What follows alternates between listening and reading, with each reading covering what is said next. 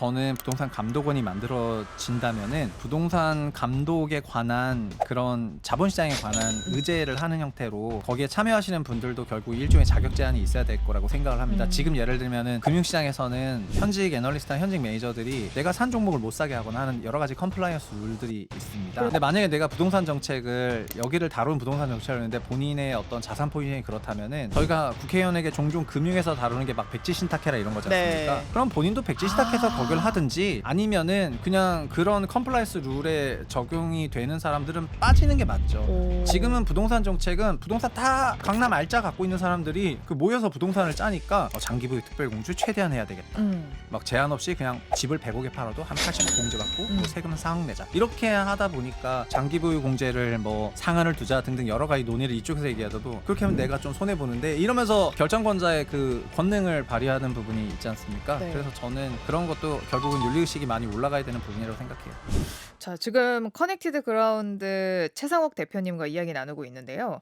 공급 대책, 지금까지는 약간 당근 같은 것들만 들었다면 네. 이제 채찍으로 볼 수 있는 것들이 있습니다. 네. 일단 뭐 채찍이 진짜입니다. 채찍이 진짜죠. 네. 그 규제 지역 LTV 강화했고요. 또 1주택자 전세자금 제한을 했고 임대사업자 대출 제한을 네. 한 거를 좀 크게 들 수 있을 것 같은데 예. 이거에 대해서 어떻게 생각하세요? 이 별 소용 없는 강화다라고 어, 얘기들 많이 하던데. 일단 첫 번째는 그 국토부 장관이 권한이 일단은 토지거래 허가제를 지정할 수 있게 굉장히 강화가 되는 거. 그렇죠. 예. 그리고 원래는 서울시면은 서울시장이 다 했는데 음. 이젠 서울시장이 하든 말든 음.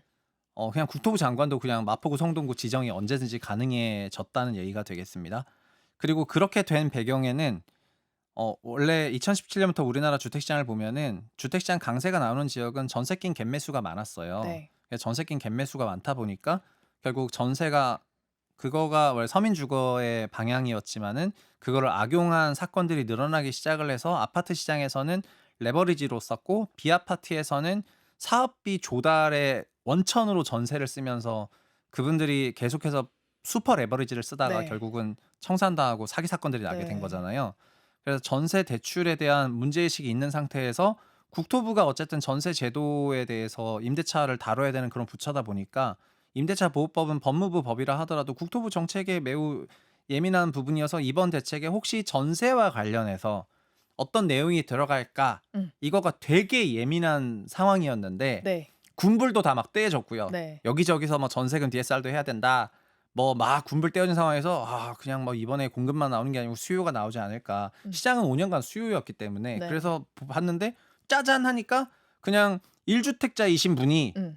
본인 주택을 임차 주고 다른 집으로 갈 때 받을 수 있는 전세 금액이 일반 무주택 전세자보다는 원래 낮았는데 기관이 달랐어요. 서울보증은 3억, 주도보는 2억, 주금공 2억 2천이었거든요. 그 그러니까 2억. 그냥 다 2억으로 내리자라고 네. 하는 거예요. 그러니까 그게 뭔 의미가 이게 뭐 있냐. 애게 다들 이랬죠. 그래서 그러면 수요 대책이 그렇게 세게 나온 건 아니네 해서 더 보니까 그냥 규제 지역의 LTV가 50에서 40으로 내려갔습니다. 근데 50에서 40으로 내려가면 우리가 말하는 규제 지역이라 하면 평균 주택 가격이 벌써 20억이 넘어가는데 네. 평균 주택 가격이 20억이 15억이라고 쳐볼게요. 네. 서울 5분위 4분위 지역이니까요.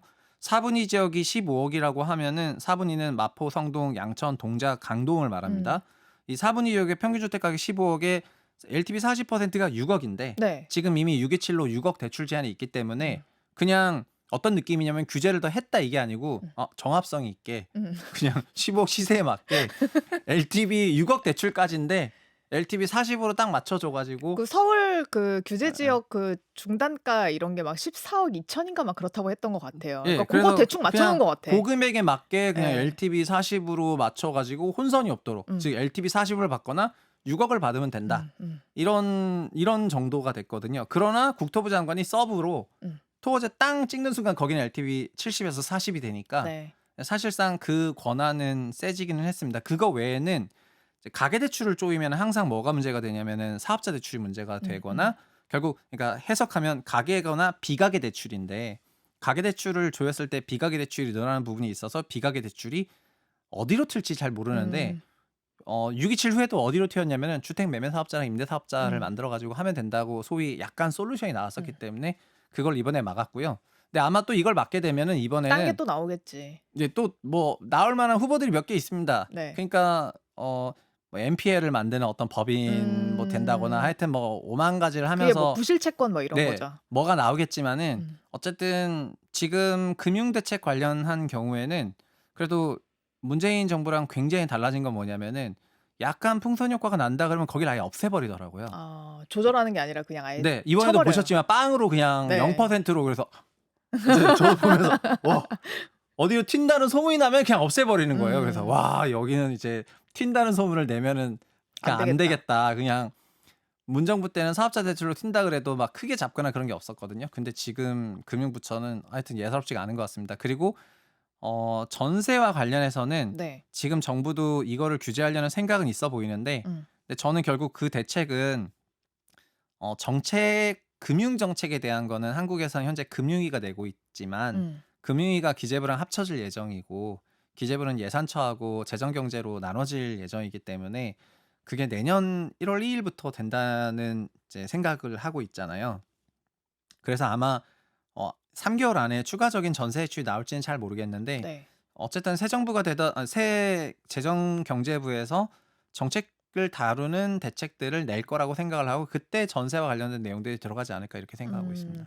아유 다들 되게 겁냈어요. 왜냐면 지난번에도 금요일 날 발표하면서 네. 당장 못하게 만들었고 이번에도 괜히 일요일에 한다고 하니까 '와 이번 되게 센 거 나오나 보다.' 다 이렇게 네. 겁먹고 있다가 뭐 "휴. 에게." 뭐 요 정도로만 반응을 하던데 네.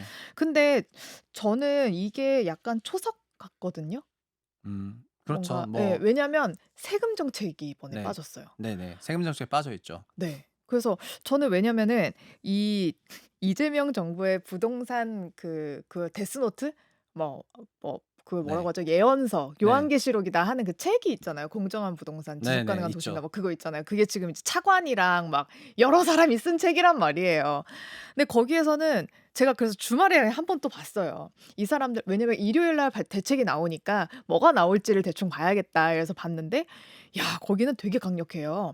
취득세 네. 그러니까 취득을 할 때 부동산 취득을 할 때 이거는 그 미래 가치에 대해서 너무 계산이 안 되어 있다. 그래서 네. 훨씬 더 많이 걷어야 된다.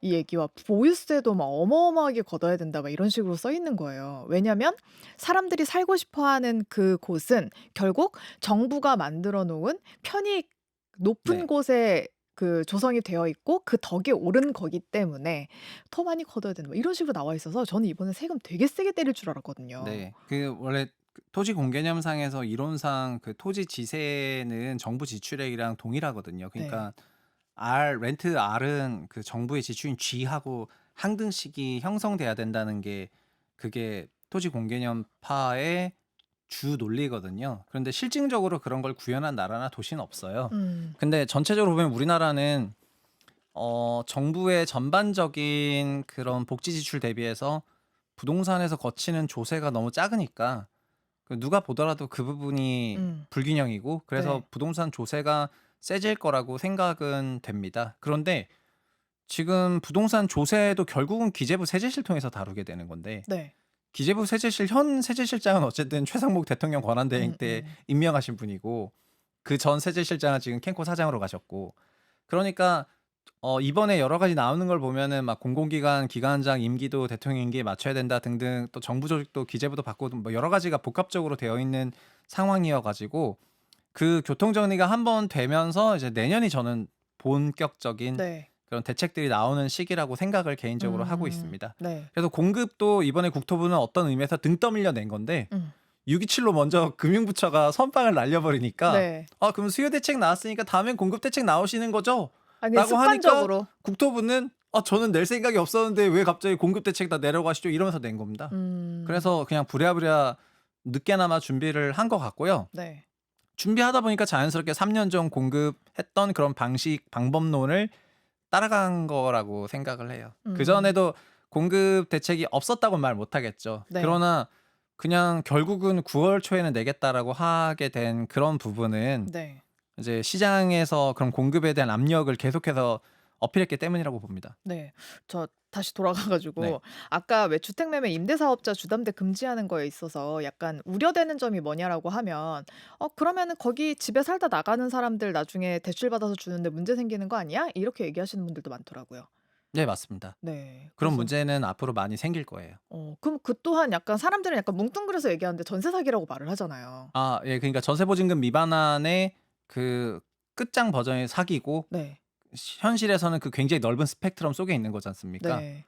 그냥 심리적인 스트레스만 주는 데도 있고 이제 안 주는 데도 있고 뭐 이런 건데, 근데 전세 보증금 미반환이 소위 주택 임대 사업자나 매매 사업자한테 지금 시점에서 별 영향이 없는 이유는요. 네. 이미 22년, 23년, 24년을 거치면서 음. 비아파트 시장은 완전히 월세화 돼 버렸기 때문입니다. 그러니까 음. 과거에는 비아파트 시장도 그냥 55대 45였어요. 네. 전세 월세가 자리를 잡고 있었습니다. 음. 전세가 45 정도 됐는데 지금은 전세가 25도 안 돼요. 음. 지방 비아파트는 전세가 20도 안 되고 다 월세예요. 그러니까 지금 주택 임대 사업자한테 대출 규제를 더 강화한다 손 치더라도 이미 거의 다 월세화로 바뀌어요. 월세는 보증금 12개월 이하를 이제 월세 거래라고 하는데 네. 그걸로 잡혔다는 거는 음. 거의 그냥 사실은 들어오시는 분이 그 정도 다 내고 들어오기 때문에 그냥 역전세와 유사한 그런 사이클이 지금 재림이 안 되는 거죠. 그거는 네. 이미 22, 23, 24년에 어마어마하게 나아버린 음. 사태였어요. 음. 근데 아파트를 주택임대사업자를 하면서 대출 받는 사람들이 있냐 하면 또 그건 그 정도는 아니거든요. 그래서 아파트도 어느 정도 월세화가 되고 있긴 한데요. 아직 아파트 시장엔 대규모 역전세 사건이 없기 때문에 음.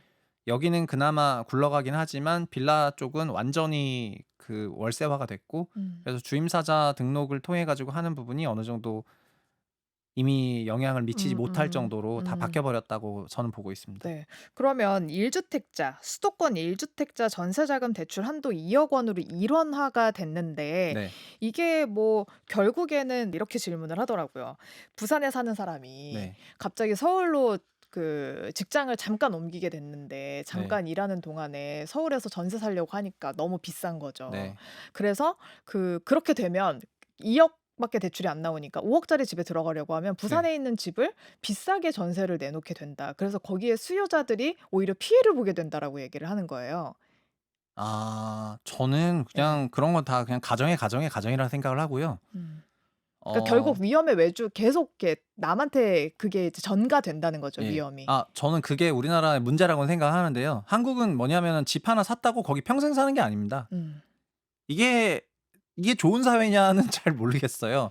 그러니까 낳았는데 키우다가 어디 또 이사 가야 되고 뭐 때문에 또 어느 시점에 또 어딜 가야 되고 하기 때문에 음. 그냥 결국 자기 집을 두고 딴 데로 가야 되는 게 고빈도로 일어나거든요. 우리나라 전체로 보면 주택의 매매 거래 빈도가 미국의 거의 3배 정도 되는데, 네. 그러니까는 특정 지역의 생활권이라는 거에 고착화되지 못하고 계속해서 이제 노마드 생활을 오래 해야 되는 그런 문제 속에서 자기 집을 임차 주고 나도 임차 가야 되는 상황이 나오는 거죠, 한국에서는. 음. 근데 지금은 쉽게 말하면은 그런 경우에는 월세로 들어가라는 겁니다. 음. 전세로 들어가지 말고. 그러니까 방법이 여러 뭐냐면 가지 있는데. 그냥 깔끔한 결론입니다. 그냥 월세 가세요, 이거고. 그동안 그런 경우에 전세를 해 줬는데 그런 전세도 있지만 가짜 그런 경우도 있었고 그런 걸 악용하는 경우도 있었고 등등 많았었기 때문에 그게 문제가 됐다. 네. 그래서 이런 것들이 결국 돌고 돌아서 전세 사기가 난 거기 때문에 그냥 네. 그냥 월세나 보증부 월세로 가라. 이런 음. 부분이고요. 그리고 수요 대책에서 이번에 제일 사람들이 관심이 많은 건 결국 부동산 감독원이거든요. 네. 그다음에 자금 조달 계획서가 되게 타이트해졌습니다. 음. 그 자금 조달 계획서라는 게 자기 자본, 타인 자본을 적게 되는데 자기 자본의 이제 종류가 많아졌습니다. 원래는 그냥 주담대, 신용대출, 기타인데 주담대, 신용대출, 사업자 대출, 해외금융기관 대출, 기타입니다. 그래서 해외금융기관들이 얼마나 집을 사는데 돈을 지금 쓰고 있는. 한국인이 집을 사는데 소위 돈을 대고 있는지를 알겠다는 거고, 그다음에 가계대출이잖아요. 주담대랑 신용대출은. 근데 사업자 대출을 통해서 얼마나 우회했는지를 보겠다는 건데요. 이게 새로 사는 사람만 거둘까요? 그렇지가 않습니다. 제가 사겠다고 하면은 전 내야 되잖아요. 근데 매도자도 있지 않습니까? 네. 근데 매도자한테도 내라고 할 수가 있습니다. 언제 거? 너 이거 살 때 어떻게 조달했어? 아. 그러니까 소위 2세대를 보는 거거든요. 네. 나는 당연히 내는 건데 매수자인데 근데 저 때문에 각오를 이제 했는데. 매도자도 자기 과거를 조달해야 될 수도 있습니다. 근데 새로운 양식에 맞게. 네. 그러면은 파는 입장에서도 또 하나가 더 있는데 그 대출 쪽에서도 잘 생각해 보면은 그냥 부동산 처분 대금만 있었는데 이제는 부동산 처분 대금, 주식 처분 대금, 또 가상자산 처분 네. 대금이 있습니다. 제 주변에도 보면은 가상자산 처분해서 집을 사는데 보탠 사람이 많아요. 그런데 "그게 뭐가 문제야?"라고 하실 수가 있거든요. 근데 우리나라에 있는 가상자산이 전부 다 그냥 업비트나 빗썸에 가 가지고, 그러니까 1 억이 업비트 빗썸 가서 거기서 잘 거래된 다음에 3 억이 되면 이런 깔끔한 게 아닙니다. 실제로는 매우 지저분한 방식으로 늘어나요. 음. 이게 여기 갔다가 이제 바이낸스에 갔다가 바이낸스에서 뭐 어떻게 돌다가 또 내 돈만 가는 게 아니라 다른 사람이랑 같이 갔는데, 네. 그래서 어떤 프로젝트에 돈이 같이 들어가 가지고 같이 가상자산에 벌린 상태에서 나중에 한국에 와 가지고 그걸 청산 분배를 하니까 나는 돈이 생겼어요. 전 집을 사고 싶어요. 그런데 제가 그거를 보고하면 요 펀드가 같이 걸려. 어. 그러면은 예전에는 가상자산 처분 대금이 없기 때문에 그냥 세무사를 통해 가지고 어떻게 유야무야 소득으로 무마하면서 매수하려고 했었는데, 이젠 딱 당당하게 가상자산 처분 대금 적으라고 하는데 네. 그걸 안 적어요? 그러면은 이제 그 사람은 거의 국세청 털릴 조사를 해야죠. 게다가 어. 국세청은 징수에 인센티브를 받는 공무원들이에요. 네. 그래서 이제 박봉에 눈이 달아 있는 상태인데 근데 이분들을 건드려? 그래서 저는 자금 조달 계획서에서 코인과 개인 사업자 대출, 그다음에 해외 금융기관 대출을 이제 건드리겠다고 하고 감독원을 설립해서 금융부 특사위원까지 쫙 소위 어벤져스를 마련하는 걸 보면서 과연 누가 용기를 내서 집을 팔 수가 있을까? 아 그럼 오히려 더 안 나온다 물량이. 누가 살 수 있을까? 그러니까 예. 지금 집을 사는 사람들이 보면은 음. 올해까지만 해도 그 원래는 전세랑 갭매수랑 왔다 갔다 하는데 5월, 6월의 랠리는 고대출 랠리였거든요. 근데 고대출 랠리인데 이분들은 소득이 높은 분이 많이 랠리했었는데, 지금은 이제 다른 자산을 막 처분하면서 여기 오신 분도 많고, 네. 그다음 미국 주식이든 가상자산이든 그걸 처분하시면서 오신 분도 많은데, 근데 그게 진짜 자기 증권 계좌나 코인 계좌 한 개 계좌에서 깔끔하게 늘어나는 경우보다는 제가 만나본 분들도 그렇지 않은 분들이 많아 가지고, 음. 그래서 '아 이거 자금 조달 계획서 쓰려면 되게 부담이 많이 되겠다.' 어. 특히 코인에 대한 그거를 다 까라는 거는, 네. 그거는 이제 '부담이 많이 될 수도 있겠다.'라는 고구마 생각이 좀 줄기처럼 들어 나올 수 가지고. 있다. 맞습니다. 네. 그러면 아까 그 해외 자금도 들어올 수 있다고 했잖아요. 해외 해외 금융기관 대출 금융기관. 맞습니다. 예, 그것도 많이 중국은행 해요? 같은 거. 그러니까 어. 그 해외 금융기관, 우리나라에 있는 많은 해외 금융기관들이 있지 않습니까? 한국에 이미 들어와 있는 네. 그런 금융기관의 대출액이 얼마인지를 또 적게 되어 있어 가지고 이제 음. 쉽지 않죠. 그런데 많이 이용들 해요, 사람들이? 아니죠. 이제 그런 데이터가 없었는데 네. 자조서를 받으면은 이제 네. 국토부가 그 데이터를 갖게 되고, 국토부가 갖고 있는 자조서가 이제 금융위나 감독원에게도 다 이제 공유가 되는 부분이 되는 거니까, 금융위 감독원은 또 그거를 보면서 뭐 얼마든지 뭘 찾아낼 수가 있겠죠. 외국인도 쓰는 거죠, 이제 자주. 저는 자조서로 제 주변에 있는 사람이 그 결국은 나중에 범죄에도 다 그 발굴이 연루가 돼 돼서? 가지고 연루가 되는 케이스를 바로 옆에서 봐 가지고, 오. 그냥 소위 집 한 채 사면서 자금 조달 어떻게 했는데 그 자금 조달 어떻게 했는지 증빙하라는 그런 과정에서 이제 소위 컴플라이언스를 지키지 못하고 막 이런 것들이 막 엮여 나가면서 문제가 된 왜지? 케이스를 뭐가 많이 문제가 됐죠? 바뀌었거든요. 작전 이런 건가? 아니 이제 뭐 차명을 하게 된 거죠. 참여. 차명을 하게 됐는데 아. 이제 그런 것들이 막 문제가 되는 케이스들이 막 나오게 됐었는데, 근데 음. 자조서를 원래 좀 느슨하게 봤었거든요. 그런데 이번에는 타이트하게 보겠다는 거를 음. 거의 예고한 거지 않습니까? 네. 그래서 지금은 그냥 태풍이 오니까 일단 우산을 쓰고 있는 게 낫지 않을까요? 예. 저는 그래서 그런 말씀을 드리고 싶습니다. 그러면 이번 정부에서는 네. 근데 결국에 근데 이재명 정부도 이렇게 네. 만약에 부동산 민심이 안 좋아지면 예. 그래서 주식을 열어놨지 않습니까? 그쵸. 주식으로 가라. 근데 그렇다고 네. 주식도 엄청 잘 열어준 건 아니잖아요. 아니요. 아닙니다. 그 느낌은 이제 네. 부동산 구칠 대책을 내면서 또 9899에는 막 대주주 양도세라든가 여러 가지로 열어줄 것 같아요. 약간 그래서 50으로 갈 것 같다라는 얘기가 오늘 솔솔 들리더라고요. 예. 그러니까 전반적으로 방향성은 이미 섰는데, 네. 그냥 그 교통 정리가 명확하게 좀 덜 됐었다가 지금은 교통 정리가 되는 방향으로 갈 것 같고, 정부조직법 바꾸고 그다음에 여러 가지 정책을 쓰는 데 있어 가지고 부동산으로 가는 돈줄을 막고 네. 주식으로 가는 돈줄은 열어줄 준비를 다 해놓은 거지 않습니까? 음. 이번에 금융위원장 이제 이혁원 금융위원장 인터뷰를 보더라도 네. 부동산으로 가는 돈 위험률이 너무 낮고 산업 대출은 너무 높은데 이거 역진시켜 가지고 부동산으로 가는 돈 위험률을 높이고 산업 대출 낮춰 가지고 키워주겠다 했는데, 산업 대출로 돈이 가면 그거 다 결국은 돌고 돌아서 기업 경영에 활용이 되는 거고, 이건 결국 주식시장이랑 마찬가지거든요. 제가 이해하기에는. 그래서 금융 시스템부터 시작해서 세제까지 싹 다 정리가 되는 건데 일각에서는 내년에 결국 지방선거가 있기 때문에 네. 막 부동산 세제라든가 이런 부분을 음. 내년에 세게 할 수가 있겠느냐 뭐 이런 인식도 있는데 저는 어느 정도 지금 정부는 좀 개혁 정부적인 성향이 있고 그다음에 대통령이 요즘에 4년 9개월 너무 짧다 막 음. 이런 얘기를 하신 걸 보니까 아 음음음. 역시 취임 3개월 만에 음. 취임 3개월 만에 본인 임기가 또 짧다고 하시는 걸 보면은 그래 가지고 결국에는 그 7월 17일 제헌절 축사에서도 개헌이 나왔었기 때문에 네. 그냥 여러 가지 부분으로 어쨌든 다 열어 놓고 있어야 네. 된다고 생각이 되고요. 그래서 어쨌든 개혁적인 성향이 있다는 거는 인정해야지 될 것 같습니다. 그게 음. 어떻게 펼쳐질지 봐야 되겠죠. 다만 지금 정부가 전달하는 메시지는 부동산 대신 주식하라는 얘기고 네. 부동산으로 가는 과열은 좀 막겠다는 거고 그리고 그게 결국 금융부처 금융 정책을 통해서 막을 수 있다는 걸 다 알았고 6.27을 통해 가지고 그냥 다 알았기 때문에 과열되면 다시 규제가 나오긴 할 거거든요. 그래서 그냥 음음. 그렇게 해석하고 있습니다. 저는 그래서 내년 지선을 딱 기준으로 봐서 지금은 세금을 안 건드리지만 네. 진짜 뭐 7월 17일이 됐든 아니면 그 6월에 지선 끝나고 나서 나오든 해 가지고는 '세금을 한번 세게 때릴 것 같다. 그리고 그 전에 대출 강화도 한 번 더 할 것 같다.'라는 생각이 들어서 내년에는 일단 이제 다시 공급에서 다시 수요로 넘어갔으니까 네. 이제는 수요 대책이 한번 나와야 되고요. 그냥 연내에 나오냐 내년에 나오냐의 차이뿐이지 네. 나오긴 선거는 나올 거다. 선거까지는 거의 1년 남았기 10개월 남았기 때문에 무조건 나온다고 저는 생각을 하고 음음. 있고요.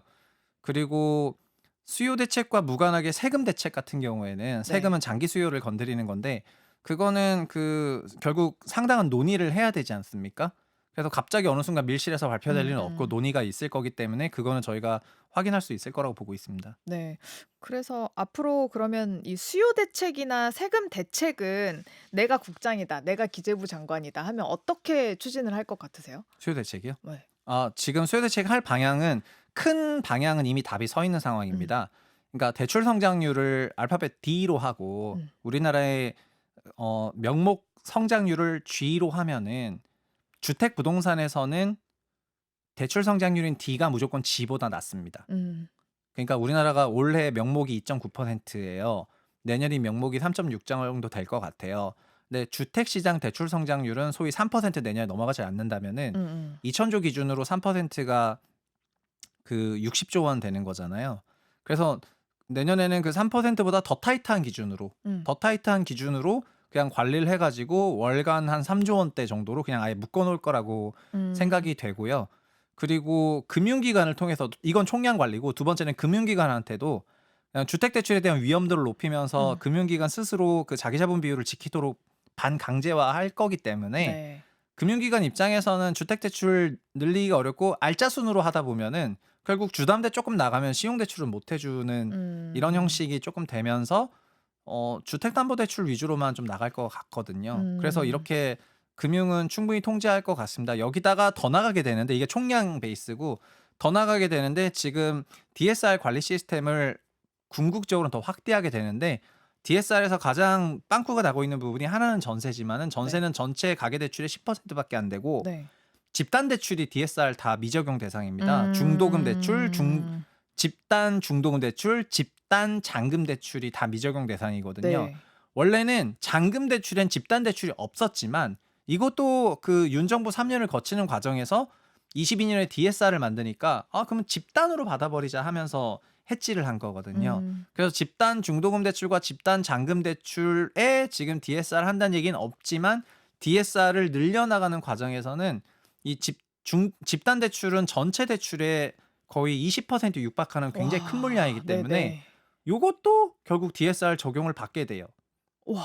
그러면 서울에 막 20억 이런 데는 그냥 서민들은 아예 못 들어가겠네요. 그래서 요즘 청약 통장 다 200만 시원하게 그냥 해지하는 게 뭐 어차피 내 돼도 뭐 얘기야 네 안 되잖아 막 이러면서 이런 네. 거고요. 돼도 중도금 대출을 못 받으니 만약에 그렇게 된다면 집단 대출에도 DSR을 넣게 된다면 네 지금은 근데 집단 대출 DSR 얘기는 없지만 네. 집단 대출 시장이 너무 커져 가지고요. 네. 그래서 이것도 곧 문제가 될 거라고 저는 이해하고 있습니다. 그래서 아. 지금은 전세 대출 DSR만 논의를 하고 있지만은 가계 대출 전체를 DSR로 업겠다는 그런 음음. 생각을 가지고 있으니까 그런 네. 방향성으로 갈 거라고 보고 있습니다. 전에 왜 전세 대출 DSR을 임차인에게 네. 보는 게 아니라 임대인. 임대인에게 본다고 얘기를 했었잖아요. 그러면 약간 예예. 그것도 그 방향으로 갈 가능성이 훨씬 더 클까요? 네. 그 DSR 지금 현재 논의되는 DSR은 임차인 DSR이겠죠. 네. 지금 현재 대출은 다 임차인에게 있으니까요. 그러나 전세를 다루는 입장에서 전세제를 다루는 입장에서 부처 간의 정책은 임대인에게 그 DSR 한도를 차감하는 형태로 제도가 나올 수 있을 것 같아요. 음. 근데 이런 것들이 이번에 어쨌든 안 들어갔기 때문에 네. 그래서 시장에서는 그냥 휴했던 것 같고요. 그러나 뭐 시차를 두고 이런 정책들은 발표가 되지 않을까 이렇게 생각하고 있습니다. 이게 다 생각 중인데 얘기를 안 한 건지 아니면 아직 생각을 안 하고 있는 건지. 왜냐면 다들 네. 아니 거기에서 나란 일 하시는 분들이 다 강남에 집 한 채씩 다 있는 분들인데 네. 이런 정책을 하겠어? 이러는 분들 많더라고요. 맞습니다. 그래서 저는 부동산 감독원이 만들어진다면은 부동산 감독에 관한 그런 자본시장에 관한 음. 의제를 하는 형태로 네. 거기에 참여하시는 분들도 결국 일종의 자격 제한이 있어야 될 거라고 생각을 합니다. 지금 예를 들면은 금융시장에서는 그 현직 애널리스트나 현직 매니저들이 내가 산 종목을 못 사게 하거나 하는 여러 가지 컴플라이언스 룰들이 있습니다. 그러니까 차명 거래하죠. 예, 그러니까 하고 싶으면 하는 건데 아니라면 네. 그러니까 근데 만약에 내가 부동산 정책을 여기를 다룬 부동산 정책을 했는데 본인의 어떤 자산 포지션이 그렇다면은 저희가 국회의원에게 종종 금융에서 다루는 게 막 백지 신탁해라 이런 거지 않습니까? 네. 그럼 본인도 백지 신탁해서 거기를 하든지 아니면은 그냥 그런 컴플라이언스 룰에 적용이 되는 사람들은 빠지는 게 맞죠. 지금은 오. 부동산 정책은 부동산 다 강남 알짜 갖고 있는 사람들이 그 모여서 부동산을 짜니까 장기 보유 특별 공제 최대한 해야 되겠다. 막 제한 없이 그냥 뭐 집을 100억에 팔아도 한 80억 공제받고 뭐 세금 한 4억 내자. 이렇게 하다 보니까 장기 보유 공제를 뭐 상한을 두자 등등 여러 가지 논의를 이쪽에서 얘기하더라도 그렇게 하면 내가 좀 손해 보는데 이러면서 결정권자의 그 권능을 발휘하는 부분이 있지 않습니까? 그래서 네. 저는 그런 것도 결국은 윤리의식이 많이 올라가야 되는 부분이라고 생각해요. 이런 것도 좀 반영되면 좋겠네요. 예. 예. 그러면 뭐 구윤철 장관이라든가 이학원 금융위원장 같은 경우에는 그래요. 금융 정책은 할 수 있겠죠. 네. 그러나 금융 정책을 망하게 함으로써 부동산을 살린다는 그런 의심은 안 받지 않았을까 이런 생각하고 있습니다. 네. 자, 우리 97 부동산 대책에 대해서 오늘 이야기 나눠봤습니다. 최상호 커넥티드 그라운드 대표님이었습니다. 네, 고맙습니다. 감사합니다.